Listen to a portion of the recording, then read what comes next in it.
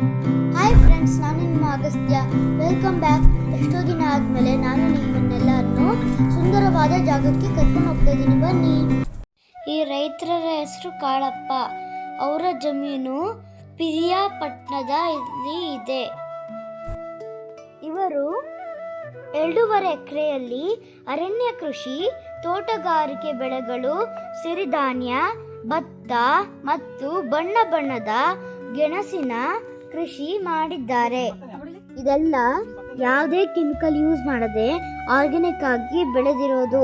Wow, ಸೀಬೆ ಹಣ್ಣು ತುಂಬಾ ಚೆನ್ನಾಗಿತ್ತು. ನಾನಂತೂ ಫುಲ್ ಹ್ಯಾಪಿ.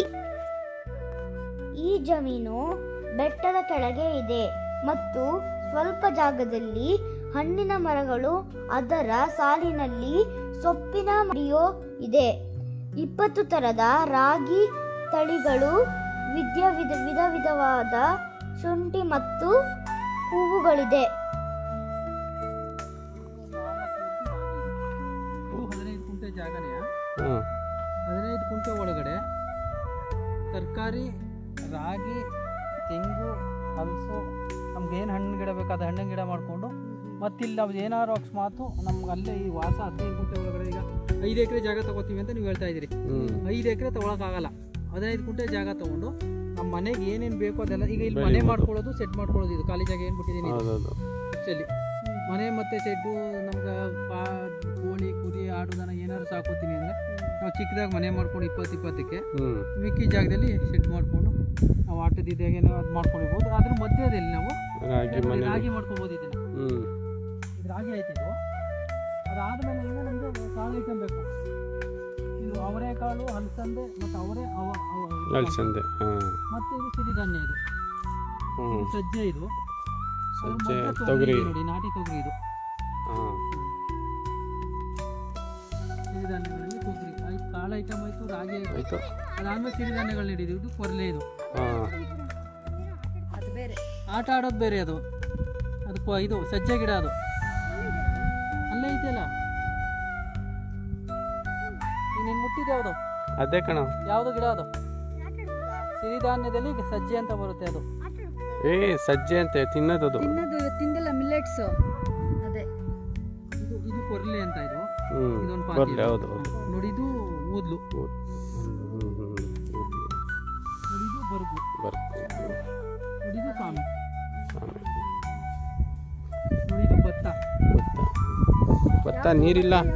ಇದು ಕಾಡ್ದೊಡ್ಡಿ ಭತ್ತ ಅಂತ ಅಂದ್ಬಿಟ್ಟು ಅದಕ್ಕೆ ನೀರಿನ ಅವಶ್ಯಕತೆ ಬರಲ್ಲ. ಇದ್ರ ಒಳಗಡೆ ನೋಡಿ ಹಂಗೆ ದಂಟಿನ ಸೊಪ್ಪಿದೆ, ಟೊಮೊಟೊ ಇದೆ, ಬೆಂಡೆ ಇದೆ, ತರಕಾರಿ ಗಿಡಗಳೆಲ್ಲ ಪೂರ್ತಿ ಇದರಲ್ಲಿ ಇರ್ತದೆ. ನಮಗೆ ಅಲ್ಲೇ ಮಧ್ಯೆ ಅಲ್ಲೇ ನಮ್ಗೆ ಏನೇನು ಬೇಕು ತರಕಾರಿಗಳು ಇಲ್ಲೇ ಸಿಗ್ತದೆ ಎತ್ಕೊಂಡಾಗ. ನೋಡಿ, ಇದು ಟೊಮೊಟೊ. ಇದೊಂದು ಬಳ್ಳಿ ಟೊಮ್ಯಾಟೊ ನೋಡಿ.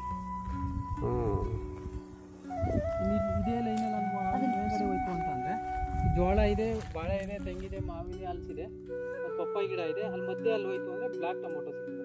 ಬ್ಲ್ಯಾಕ್ ಟೊಮ್ಯಾಟೊ ನೋಡೋಣ. ಬಾಗಸ್ತ್ಯ ಅದನ್ನು ಮುಟ್ಕೊಡಬ.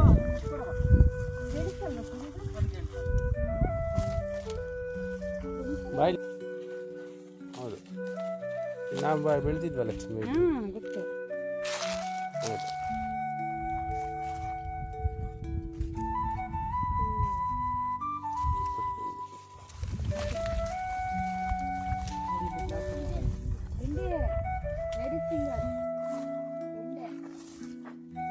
ಟೊಮ್ಯಾಟೊ ನೋಡಲಿ.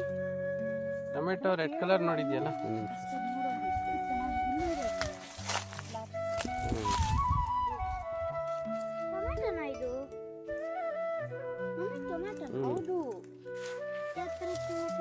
ಕೇಳು ಅಂಕಲ್, ಕೇಳು ಅಂಕಲ್, ಇದು ಯಾವ ತರ ಯಾವ ಕಲರ್ ಕಾಣ್ತಾ ಇದೆ? ಅದು ಕಲರ್ ಕಾಣಿಸ್ತಾ? ಯಾವ ಕಲರ್ ಅಲ್ಲಿ ಇದೆ? ಅದು ಯೆಲ್ಲೋ ಮತ್ತೆ ಬ್ಲ್ಯಾಕ್. ಬ್ಲ್ಯಾಕ್ ಹೆಂಗ್ ಬಂತು? ರೆಡ್ ಇರ್ಬೇಕಲ್ವಾ? ಟೊಮೊಟೊ ಇರೋದು ಹೆಂಗೆ? ನೀನು ನೋಡಿರೋದು ಟೊಮ್ಯಾಟೊ ಯಾವ ಕಲರ್? ರೆಡ್ ಕಲರ್ ನೋಡಿದ್ದೀನಿ.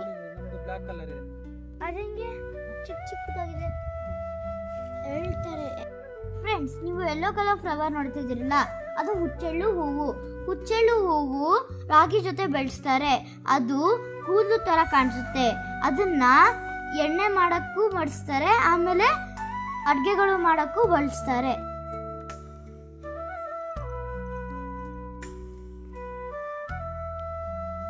ನೋಡಿ, ವೈಟ್ ಕಲರ್ ಬದನೆಕಾಯಿ ನೋಡಿದ್ದೀರಾ? ಇದು ನಾಟಿ ಕ್ಯಾಪ್ಸಿಕಮ್. ಎಷ್ಟು ಚೆನ್ನಾಗಿದೆ ನೋಡಿ ಶೇಪು, ಆಮೇಲೆ ನೋಡೋಕೆ ಎಷ್ಟು ಚೆನ್ನಾಗಿರುತ್ತೆ, ಆಮೇಲೆ ಅದು ತುಂಬ ಒಳ್ಳೆಯದು. ಆಂಟಿ ಕೊತ್ತಂಬರಿ ಸೊಪ್ಪು ಕೇಳ್ತಾ ಇದ್ರು, ಅದು ಫ್ರೆಶ್ ಮತ್ತು ಘಮ ಘಮ ಅಂತ ಇತ್ತು. ಆಂಟಿ ನನಗೆ ಒಂದು ಕಟ್ ಕೊಟ್ಟರು, ನಾನು ಅದನ್ನ ಮನೆಗೆ ತಗೊಂಡೋದೆ. ಜಮೀನ್ಗೆ ದಾರಿ ಇಲ್ಲ, ಆದರೆ ಧೈರ್ಯಕ್ಕೆ ಮೆಚ್ಚಬೇಕು. ಯಾಕಂದರೆ ಅವ್ರ ಕಾಡಲ್ಲಿ ಜಮೀನಿದೆ.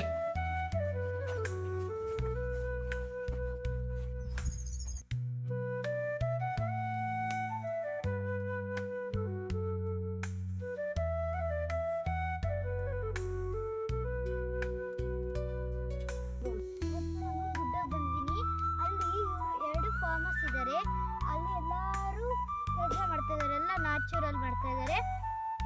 ಏನು ಕೆಮಿಕಲ್ಸ್ ಇದ್ದಂಗೆ ಎಲ್ಲ ಯೂಸ್ ಮಾಡಿಕೊಂಡು ಎಲ್ಲ ನ್ಯಾಚುರಲ್ ಆಗಿ ಮಾಡ್ತಾ ಇದ್ದಾರೆ.